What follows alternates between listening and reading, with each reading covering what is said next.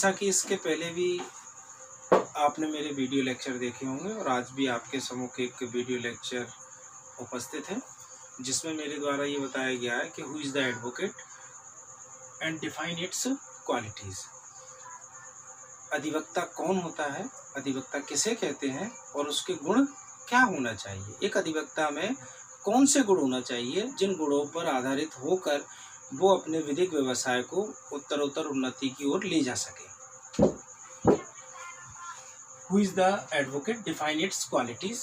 उसके गुणों का हमें यहाँ बखान करना है, ये बताना है कि एक अधिवक्ता में कौन कौन से गुण होते हैं और होना चाहिए। Number first, definition of a advocate. Who is the advocate, what is the means about to advocate. इससे पहले का लेक्चर अगर आपने देखा होगा तो उसमें मैंने बताया था कि what is the means about to advocate. Advocate means about a person authorised to for the purpose of pleading as a part of another person.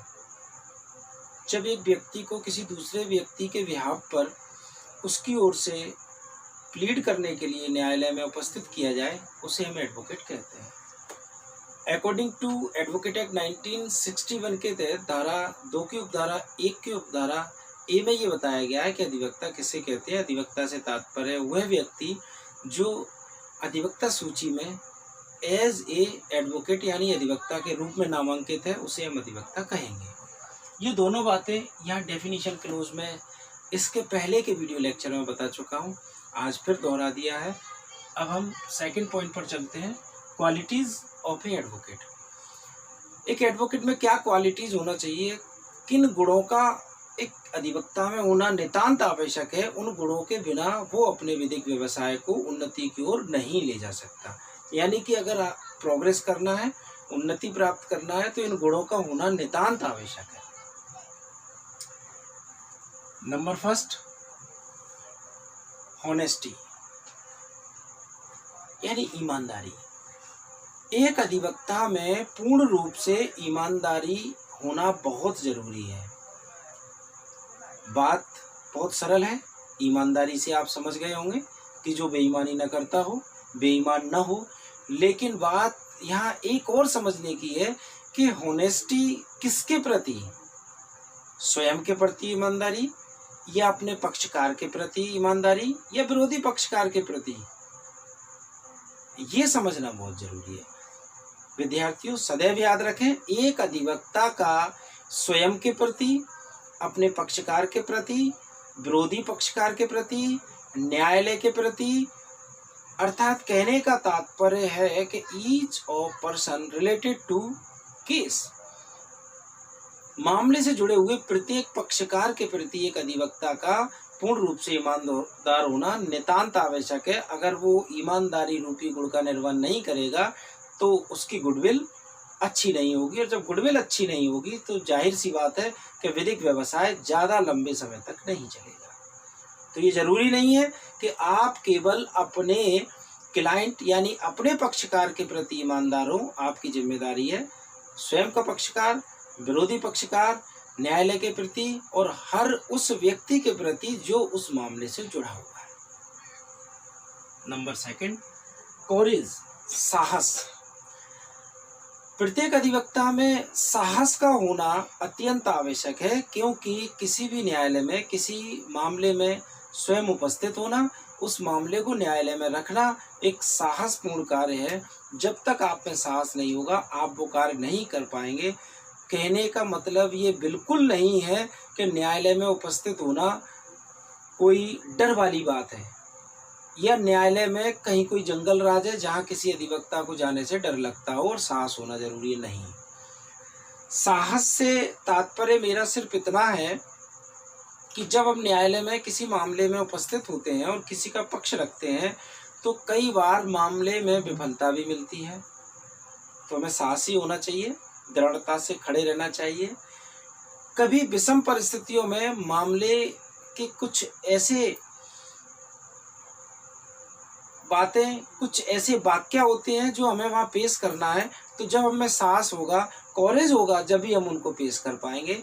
और विषम परिस्थितियों में साहसी व्यक्ति ही एक स्थान पर अडिग रूप से, स्थिर रूप से खड़े रहता है, अदरवाइज कोई अन्य व्यक्ति उस स्थान पर बिना साहस के खड़ा नहीं रह सकता है। तो साहस का होना बहुत आवश्यक है। Third point, laborious. लेबोरियस एक ऐसा गुण है, इसको समझाने के लिए 2 लाइनें मेरे पास हैं कि as you labour so shall be rewarded.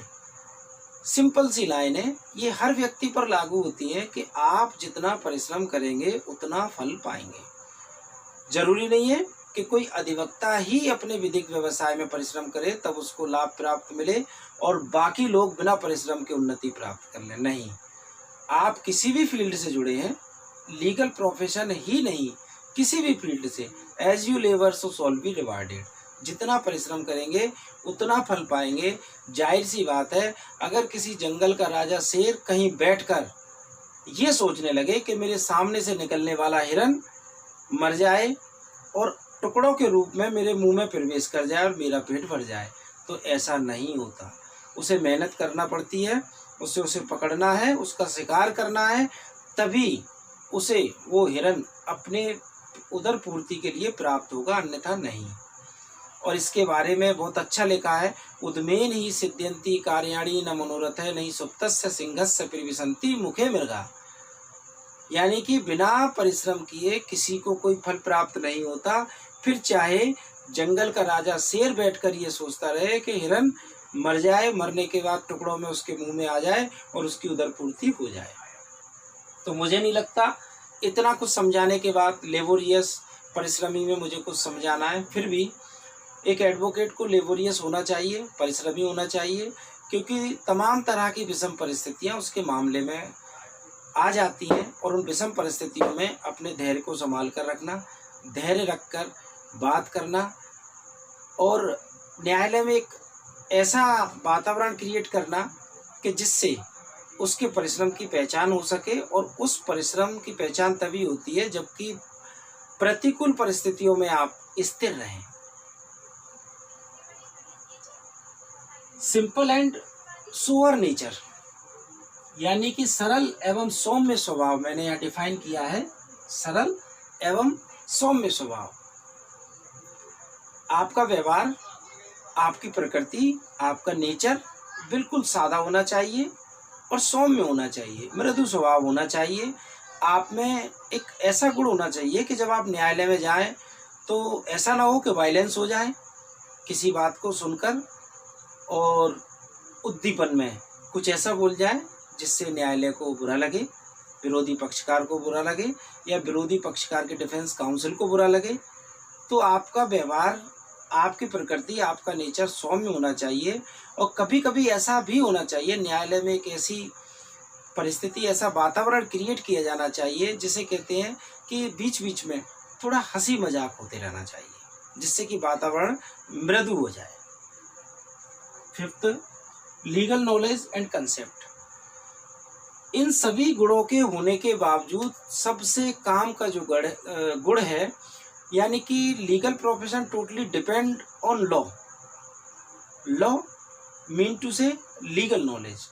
Legal knowledge यानी आपके कंसेप्ट। अगर आपके कंसेप्ट क्लियर हैं, लीगल नॉलेज है, आपको जानकारी है, कानून की, विचारों की जानकारी है, तो जाहिर सी बात है कि आप अपने पक्ष को अच्छे तरीके से, आधारभूत तरीके से रख सकते हैं। अदरवाइज ऊपर सभी गुण अगर आपके पास हैं और लीगल नॉलेज नहीं है, कंसेप्ट नहीं है, तो आप अपने विचारों को सही तरीके से नहीं रख सकते। Sixth, knowledge of human. आपको लोगों के बारे में जानकारी होना चाहिए, मानव की जानकारी होना चाहिए, लोगों के व्यक्तित्व की जानकारी होना चाहिए, क्योंकि आपको भिन्न भिन्न लोगों से मिलना होता है न्यायालय में, न्यायालय के बाहर। अगर आपको भिन्न भिन्न लोगों के संबंध में जानकारी होगी, अनुभव होगा, तो आप उनको आसानी से डील कर सकेंगे, आसानी से अपनी बात समझा सकेंगे, आसानी से अपनी बात न्यायालय के सम्मुख रख सकेंगे। Art of expression, it is a very essential point of advocate as a qualities एक अधिवक्ता में आर्ट ऑफ एक्सप्रेशन होना बहुत जरूरी है। आप अपनी बात को कितने कम से कम शब्दों में अच्छे से अच्छे तरीके से न्यायालय को और डिफेंस काउंसिल को समझा सकते हैं। ये आर्ट, ये हुनर आप में होना नितांत आवश्यक है। अगर ये नहीं है तो बाकी सब कुछ होने के बावजूद कुछ भी नहीं है। विद्यार्थियों, आज का मेरा वीडियो लेक्चर यहीं समाप्त होता है और आपके निकट भविष्य में भी मेरे द्वारा वीडियो लेक्चर अपलोड किए जाते रहेंगे। धन्यवाद।